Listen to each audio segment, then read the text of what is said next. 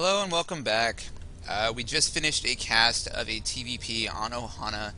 Our Protoss player was able to hold on, and despite losing his fourth base, he was able to remake just enough of an army to deny his Terran opponent's fourth and fifth base expansions, which allowed him to ultimately come away with the game. Pretty solid play by both players, but we are now going to move into a different replay. I have another Masters level replay, this time from the North American and Latin American ladder. On the map Daybreak. It will be a Zerg versus Terran, so let's get to it.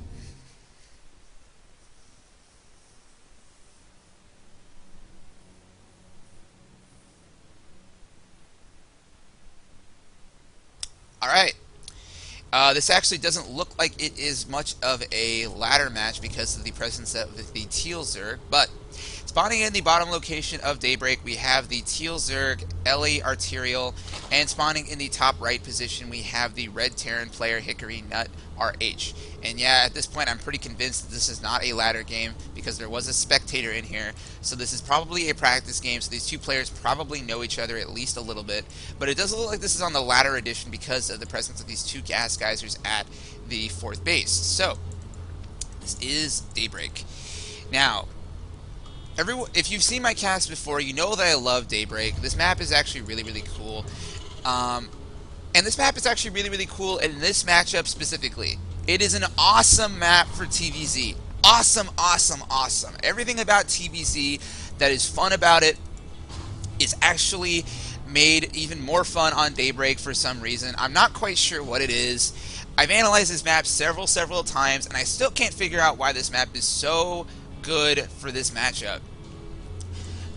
This map is very, very large. Obviously, there are a lot of bases on the map, and the choke points that lend itself so heavily to Protoss in the TVP matchup actually doesn't matter very much for the TvZ matchup. I mean, both sides can really utilize chokes in their own special way. You can use it to flank on the opposite side. You can use it to bunch everything together so you can get fungal growths off of it. Broodlords are obviously pretty good on this map.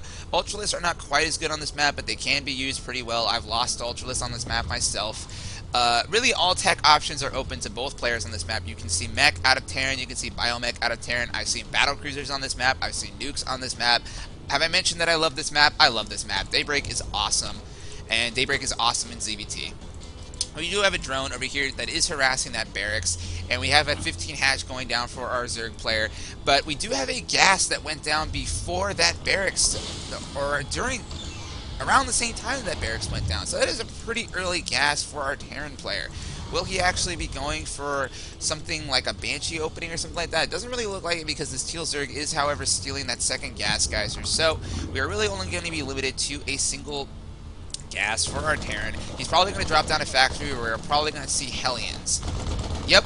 We're probably going to see Hellions out of our Terran player. That's pretty normal on this map. Hellions are actually pretty good in the mid game. This natural expansion doesn't exactly really lend itself heavily to Hellions, but it doesn't exactly hurt Hellions in the way that like Cloud Kingdom does, for example. So Hellions are probably going to be the opening that we're going to see. We do have a reactor going down. This is definitely a reactor Hellion build from our Terran player. When will he decide that he wants to throw down his command center? This is actually one of the big question marks about the Hellion expand build.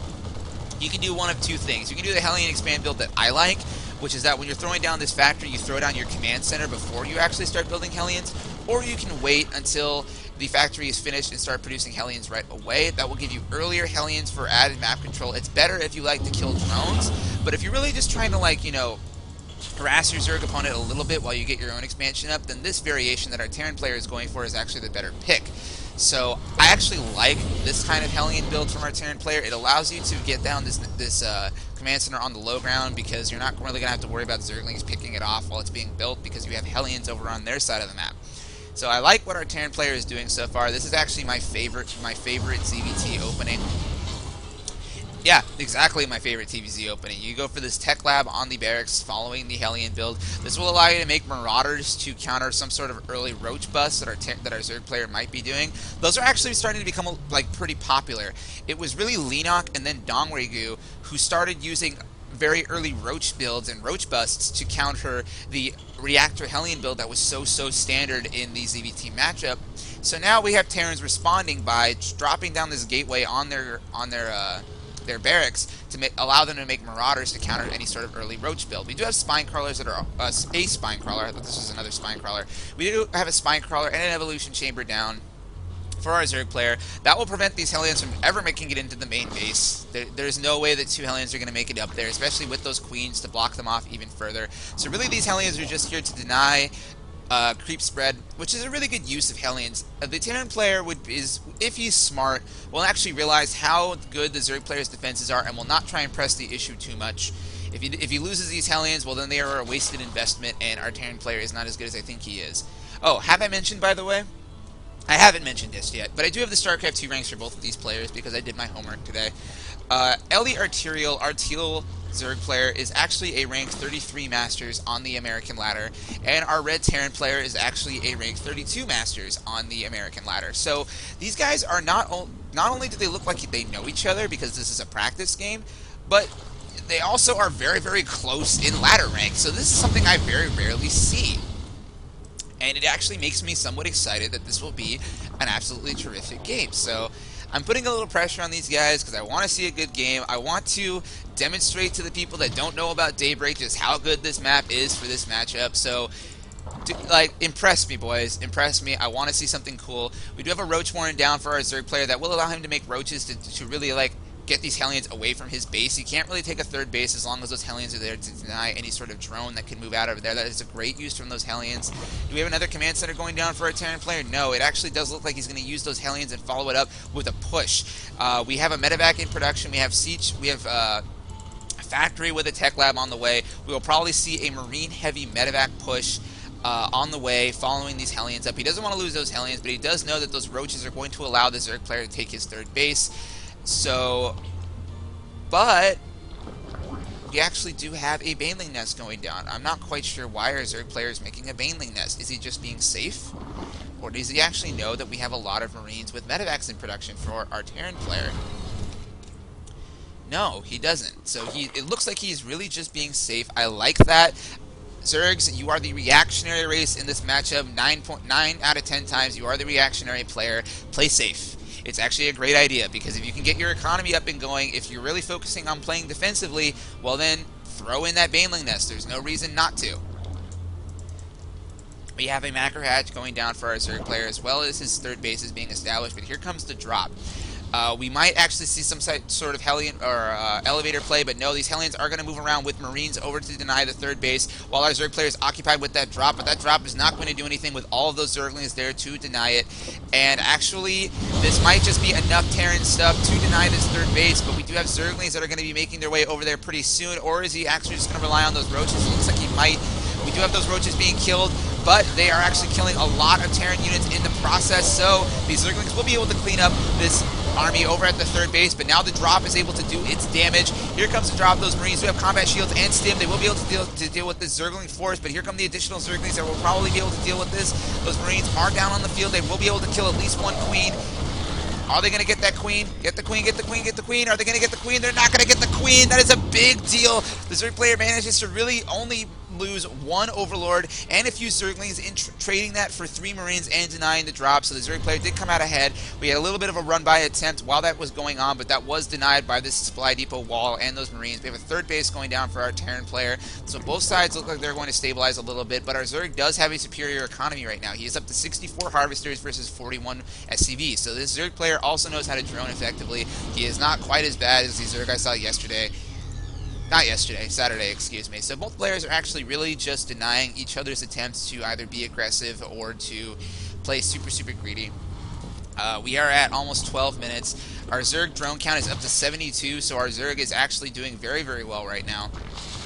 That is 72 drones on 3 bases. It will allow our Zerg player to start being aggressive in response. We have a lot of Banelings in production, and the Zerg player is actually taking down the debris at the same time. And we have an Infestation Pit going down and no Spire. This is actually the dominant, I shouldn't say dominant, it's not that dominant, but it is one of the more popular ZVT play styles in this matchup right now, especially at the higher levels. You can thank Stefano for this one, Terran players. The mass Baneling Zergling, really just Zergling mostly, but Zergling Infestor style is really something that Stefano has really popularized very much. We do have a drop coming down here. This drop does have siege tanks in it, but that is a lot of banelings that the Zerg player does have, so if he's able to get it over here while everything's bunched up, that might cause a lot of problems. Those spine crawlers are delaying this drop severely. Here come the Zerglings. The banelings are coming in behind this. Everything is grouped up together. Those banelings will probably be able to deny that drop. They do. All of the siege tanks do go down. There are only a few Marines left over, so this big drop was denied without doing very much damage. It really only killed a bunch of Zerglings. Yep, no drones have been killed by our Terran player. He's really only managed to kill 59 Zerglings and a couple Roaches. That actually is not a very effective use of those medevacs. He needs to stop this drop play. He's not really getting very much out of it. You know what he really should be doing right now is taking a 4th base. Our Zerg player is playing pretty defensively right now. He doesn't really have much in the way of map presence out of the map right now. So if he decided that he wanted to take this 4th base, the Zerg isn't really scouting. He won't really know that it's there. We do have another command center going down, so it looks like he might be taking my advice. But we have a 4th base going down for our Zerg player, as well as a large move out of Banelings and Zerglings out into the middle of the map. If the Terran is able to split up his Marines to deal with those Banelings, he might be able to deal with this, but here we go. Zerglings coming in. That is a lot of Zerglings. Those Marines do have some upgrades, but it looks like that might just be too many Zerglings. The Terran player does pick up. He will move back and fall back to his natural expansion. This planetary will probably deny most of these Zerglings, but the Banelings will actually be able to do a lot of damage to those. Here we go. The Banelings are being burned on those supply depots and the planetary fortress. Those Zerglings do not have a lot of surface area to deal with that planetary. The Terran is probably going to save this base, but those Banelings do connect, and the planetary is finally going to go down. It does go down. That is a huge victory for our Zerg player, reducing our Terran to 2 mining bases right now, as well as going up to high tech and getting a 4th base. So our Zerg is very far ahead indeed. The Terran was just a little slow in denying that attempt to kill his 3rd base. He actually did a great thing by building these supply depots here that really kind of mitigated the surface area that those Zerglings did have to attack that planetary, but the Banelings did go off, and they did a majority of the damage to that planetary. And the destruction of that planetary is a huge deal. I cannot reiterate that enough. We do have Marines that are moving out to deny this 4th base, but we do have a lot of Zerglings that are still out on the map. Very, very good creep spread, as well as 3-3 and adrenal glands going down for our Zerglings. So our Zerg player is just really, really far ahead. He's actually so far ahead, I'm really kind of wondering if the Terran is actually in a winnable position at this point. Obviously he is, because a few bad engagements for our Zerg player can actually really throw the matchup back into the Terran's favor, but the way that these two have been playing so far, I really question if that will happen at all. We do have additional infestors going down on the field. No hive-tech structures so far, so we do not have an Ultralisk Cavern or a Greater Spire. Here come the Zerglings. They are not actually in that great of a position, but there are just so many of them. This Terran army is actually too small to deal with that many Zerglings. The Zerglings are probably going to clean up the rest of this attack. You know, those Marines actually aren't as upgraded as I thought they were. They are only at 1-1 versus 2-2 Zerglings. When those Zerglings hit 3-3 and adrenal glands, actually this Terran army will not be able to do anything to them at all. It looks like our Terran did manage to clean up all of those Zerglings, and we do have more Marines moving out on the map. Those Zerglings are harassing them a little bit as they make their way towards the medevacs. But you know what? Our Zerg player doesn't really have too much out on the field right now. He needs to get those infestors up there to deal with those Marines. Are those Marines going to be able to deny that 4th base? It looks like they might. They might be able to get that hatchery. You need to focus the hatchery, dude. Those infestors are on the way. They're going to kill all your Marines. He does get a fungal growth down. Those Marines are all going to die. He might get the medevacs too. He does. All of the medevacs have been fungal growth. Those infested Terrans will deal with it. And actually, those Marines are a lot stronger than I thought they were. Those Marines do survive those fungal growths because there are so many medevacs out here to heal each one of them individually. And this reinforcement count might be enough to deny this 4th base. But those Marines do go down. These Marines do not have medevac support just yet. Those Marines do go down. So that Zerg does manage to defend his 4th base. That is still a very big deal because our Terran is only now being able to reestablish the 3rd of his own. His worker count's not very high. He only has 58 workers, but he has managed to kill a few drones in all of this. So the economy for our Zerg player is still much better, but without hive-tech units and really only relying on those Zerglings right now, the Terran is still in a winnable spot. He is actually proving me wrong earlier. He can't, if he does get this 3rd base, or this 4th base, excuse me, he might actually be able to put himself back into a winnable position These Infestors do not really have much energy for a fungal growth, so the Terran, he's actually just showing them to scare his opponent away from his base. But here come the Zerglings. These Infestors still don't have much in the way of fungal growth yet. They are just dropping infested Terrans. Those Zerglings, however, do now have their 3-3 upgrades. They are much better at dealing with those Marines, and they do. They managed to clear out those Marines. 3-3 Zerglings are actually very underrated. I don't think that people really realize just how freaking good Zerglings with Adrenal Glands and 3-3 are against Marines. So, the Zerg player is managing to stabilize. He still hasn't saturated this 4th base, but he is creating 2 additional macro hatches here. So it looks like he really does want to stick to a lot of Zerglings. Obviously, Zerglings are very larva intensive, so the addition of these macro hatches will allow him to continue producing a lot of Zerglings. He is banking 2,000 gas, so that will be very, very helpful in getting these Ultralisks out. The Ultralisk Cavern is going down. That does seem to be the tech choice that he wants to go for first. He does have a Spire going down as well, though, so that will allow him to make Broodlords in addition to these Ultralisks after he makes the Ultralisk. But we do have a lot of Zerglings out on the map. That is a lot of Zerglings. That is 105 Zerglings. Those Zerglings won't actually be able to do very much to the Terran's natural because of the presence of so many supply depots, but that's only if he's managed to get behind the supply depots before before these Zerglings actually manage to come up. These Marines are definitely going to die. That is too many Zerglings for those Marines to deal with. They have been picked up in that medevac. He hasn't really fungled all over the medevacs, so those medevacs will get away with their injured Marines. We do finally have a 4th base going down for our Terran player, and he is fully saturated. Not really harvesting gas, though, from that 4th geyser. Okay, now this is, well, before I even get into that, we do have a move out coming over here from the Zerg player. Will he actually attack this 4th base before the planetary is up? That would be a very good decision from our Zerg player, but that is a lot of Marines and a siege tank. He doesn't really have much splash damage, but those Infestors do have enough for fungal growth. Here comes the Zerg army. The Zerg army is managing to do a lot of damage to that Terran army. The Terran is falling back to the debris. Those fungal growths are going off, though. It will give those Zerglings just enough to extra DPS to deal with the majority of that Terran army. The Terran's being pushed back up his ramp. This 4th base is completely exposed, but once that 4th base finishes into a planetary fortress, he will be able to hold it. Yep, that planetary does go down. Those Zerglings are going to be attacking the planetary fortress. He has researched building armor, so that planetary has 5 building armor. Zerglings are not going to be able to kill it. It will take them forever to kill a planetary fortress with that building armor upgrade, but with these Zerglings actually over here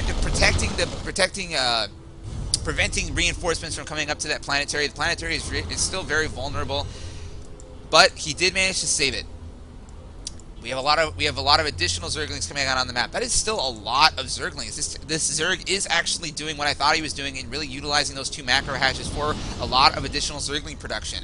But 3-3 is about to finish on those Marines. That will allow them to compete with the upgrades of these Zerglings. So I'm actually not exactly sure what is actually going to go down from here.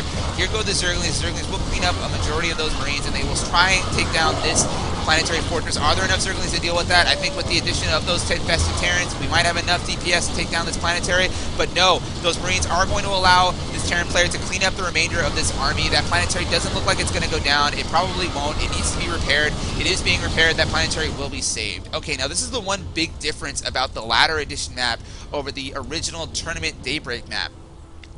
This expansion is a full expansion, which means it has 8 mineral fields and 2 Vespene geysers at it. This expansion is much easier for Terrans specifically to hold than this one. In the tournament map, this expansion only has 6 mineral patches and 1 high-yield Vespene geyser at it, so it is not as good as as a full expansion would be. So, but with the full expansion that is on the latter edition, it makes this expansion much better for Terran players, which in turn makes this map in general much better for Terran players than the tournament map was. I don't actually think it really messes too much with the balance of the map as much as people might think it does, but it does give Terrans, it does make this map slightly better for Terrans than the original tournament version. Now here's the thing. Our Terran hasn't really scouted the fact that our Zerg is going for Ultralisk. He does have Vikings down. He knows that Hive has been up for a little while, but he doesn't actually know that our Zerg has Ultralisk. So those Vikings are actually completely useless right now. He has no Marauders. He has a very low siege tank count, and between fungal growth and Ultralisk, our Zerg player does have what he needs to deal with this very heavy Marine count. There are no Marauders in that army. There is very little anti-armor in that army. But our Zerg player cannot actually engage that Terran in that choke. That will really allow our Zerg. the siege tanks that are in that Terran army to do maximum damage. We have a small marine force coming over here. They are going to make their way around to the 5th base, but that is a lot of spines. That's going to deny any sort of flank attempt for our Terran player. I love the way this Zerg is playing. He's playing so safe. He's utilizing static defense in a way we don't normally see, but here comes another engagement. He is engaging in that choke. That is going to allow for full cost effectiveness of that Terran army, but there are a lot of fungal growths going down on that army. Most of those ultralights have been killed, but there are a couple left over, and I think with the addition of those fungal growths, he might be able to kill a majority of this Terran army, but he did lose all of his Zerglings in that effort. Those ultralights are continuing to clear through a lot of those Marines. Those Marines are actually just walking to their deaths. They are being slaughtered by the massive ultralights. And like I said, those spines did deny that flank attempt from our Terran player. You know what, Zergs? Take a page out of Arterial's book. I love what he did over here.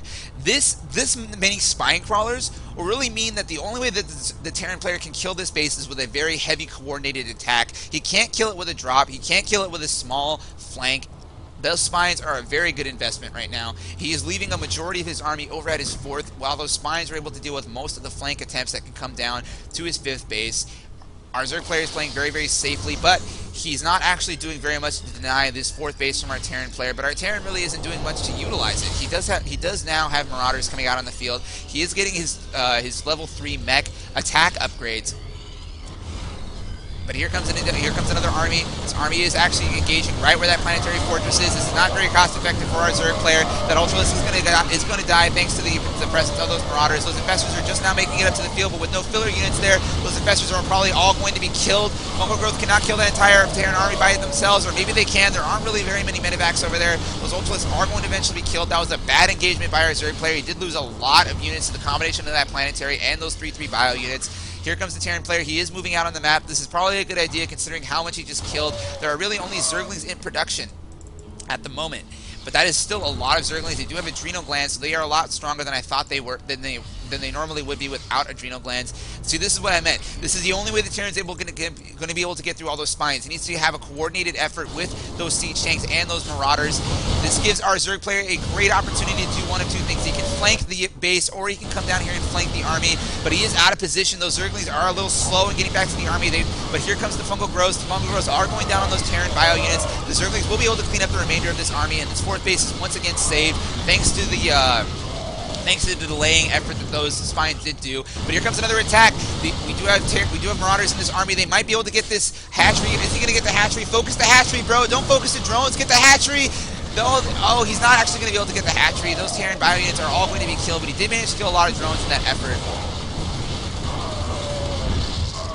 And actually, you know what? Now that I think about it, killing the drones was probably a good idea. In general, most of the time, you want to kill hatcheries because the Zerg needs hatcheries for larvae to produce their units. But with these 2 additional macro hatches over here, our Zerg has plenty of larvae. So it was probably a good idea for the Terran player to kill those drones. The Zerg still only has 49 drones out on the field now. That is not very many drones. I don't think he realizes how low his drone count is right now at this point in the game. So that was a brilliant decision by that Terran. He totally proved me wrong. We do have another base going down on the map. That is the 6th base for our Zerg player.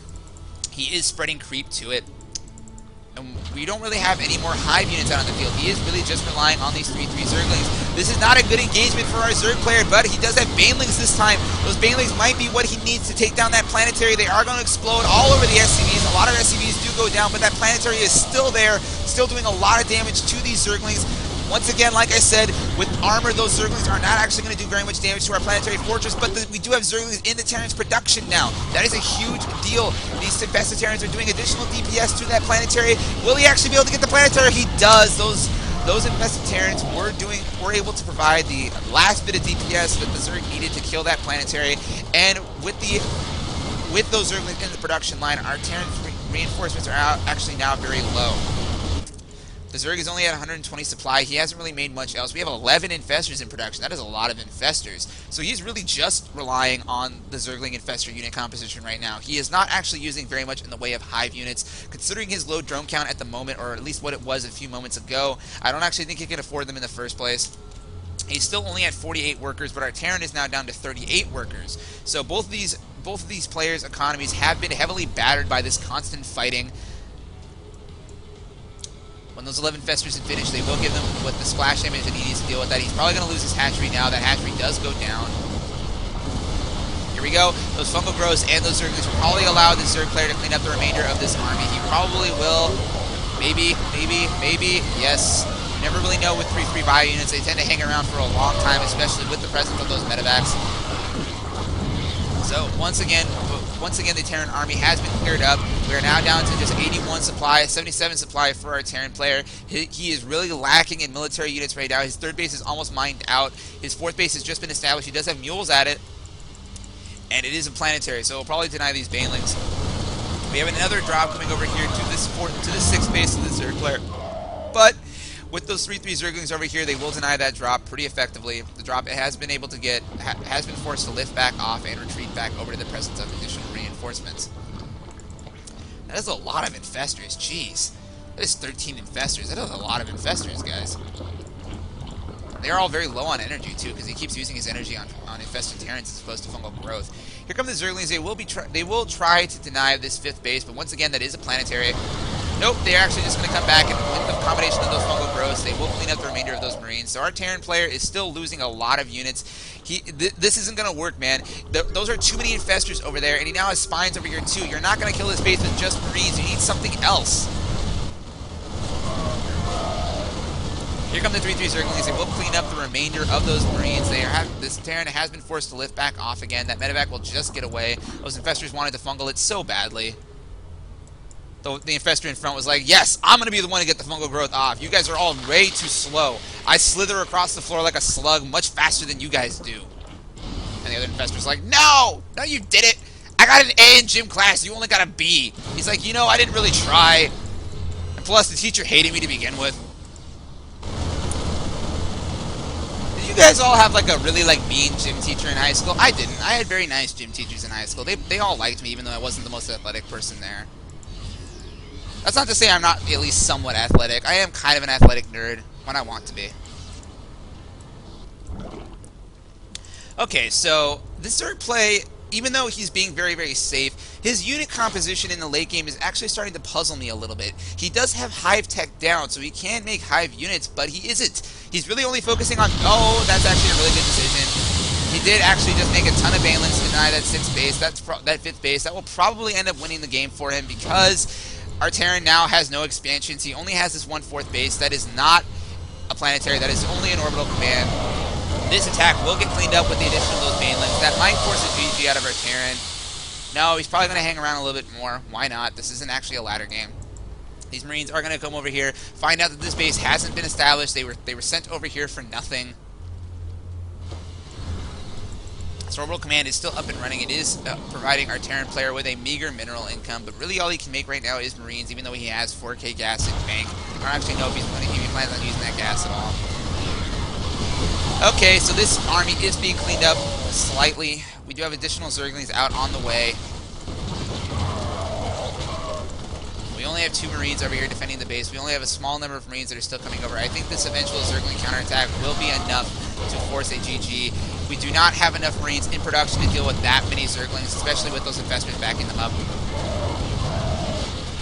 We do actually have 15 Marines in production right now. Our Zerg player really does need to manage to make his way into the production facility of our Terran. Otherwise, he's going to continue making Marines to deal with those Zerglings. But, with forcing this orbital to lift like this and then setting it on fire is actually really going to... It does eliminate the remainder of the economy that our Terran player has. So he's being starved out. He's forced to call GG. Ugh. That was kind of a cool game, I guess. Not the very high standard of TvZ that I have for this map. I know I was hyping up this map a lot. Even though I was still very puzzled about what our Zerg player was doing with these Zerglings, 3/3 Zerglings have actually... 3/3 cracklings, actually. That's an old StarCraft 1 term. Cracklings are when you, Zerglings become speedlings when you research metabolic boost. They become cracklings when you research adrenal glands. So those cracklings are actually one of my favorite StarCraft 1 Zerg units. I loved to use cracklings back in StarCraft 1. And our Zerg player did actually demonstrate that cracklings are very cost effective for the most part, at least in comparison to, you know, regular 2-2 Zerglings without adrenal glands upgraded, in dealing with pretty much anything the Terran player is really able to throw at him. Although our Terran was really just reliant on making a ton of Marines. He didn't really make much else. He only had one factory the entire time making siege tanks. That's a bad thing to do, Terrans. In general, you want to have at least one factory per base if you are going for a biomech unit composition. The reason why is because you need to continue spending this gas. You see this right here? That is 4k gas almost in bank. You need to use that gas. You're not going to be able to kill your Zerg opponent with Marines. Well, actually, you can most of the time, but if your Zerg player is as good as you are, or better than you are, as I think Arterial might be, despite his lower rank, if you are against a good Zerg opponent, Marines alone won't do it unless you have Marine King Prime Micro, and none of you Terrans that are watching this stream do. I can guarantee you that. So you need to actually utilize higher tech units than that. You need to utilize siege tanks. Siege tanks would have done a lot in being able to give this Terran army the splash it needed to deal with this very high Zergling count. It would have forced Broodlords, even though he was making Broodlords at the end there eventually anyway. That was a pretty well played game. Sorry from our Zerg player. I was happy to cast that. I will be back in a